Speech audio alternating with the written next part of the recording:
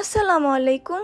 এই ঈদে মাংস খেতে খেতে একঘেয়েমি হয়ে গিয়েছি, তাই আম্মুকে বললাম আর কত মাংস খাবো আম্মু, আমি একবার ডাটা আলু দিয়ে চিংড়ি মাছ রান্না করো না, অনেকদিন ধরে খাই না। ডাটা চিংড়ি মাছের ভুনা। আম্মু বলল আচ্ছা, রান্না করে দিচ্ছি। এখানে আম্মু রান্নার প্রস্তুতি নিয়ে নিচ্ছে। প্রথমেই চিংড়িগুলো ভালো করে কেটে পরিষ্কার করে নিয়েছে, ডাটা পরিষ্কার করে নিয়েছে, আলুর ছোকলা এবং আলুগুলো আলাদা করে নিয়েছে। চিংড়িতে দিয়ে দিব হলুদের গুঁড়া, শুকনা মরিচের গুঁড়া, তেল, স্বাদ মতো লবণ। তারপর এখানে চুলায় ফ্রাই প্যান বসিয়ে তেল দিয়ে দিব। তেলটি যখন গরম হয়ে যাবে তখন পেঁয়াজ কুচি গুলো দিয়ে দিব, তারপর মরিচ কুচি দিব।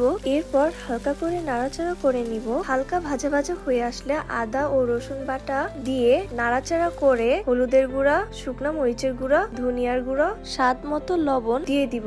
এবার ভালোভাবে সব উপকরণগুলো ভালো করে মিশিয়ে নিতে হবে। এরপর সামান্য পানি দিয়ে দিব। হালকা নাড়াচাড়া করে চিংড়ি মাছগুলো দিয়ে দিব। এরপর দিয়ে দিব ডাটা এবং আলু। মশলার সাথে ভালোভাবে ডাটা এবং আলু মিশিয়ে নিব। এরপর ঢাকনা দিয়ে দিব। কিছুক্ষণ পর ঢাকনা উঠিয়ে কষানোর জন্য পানি দিয়েই ঢেকে দিব। তরকারি কিছুটা হয়ে আসলে জিরার গুঁড়ো দিয়ে দিব। এখানে অল্প কিছুটা ধনিয়ার পাতা দিয়ে দিব স্বাদ এবং ঘ্রাণ আনার জন্য। যারা ধনিয়া পাতা পছন্দ করেন না তারা না দিলেও চলবে। তারপরে পরিবেশন করে নিব। হয়ে গেল আমাদের ডাটা আলু দিয়ে চিংড়ি মাছের তরকারি।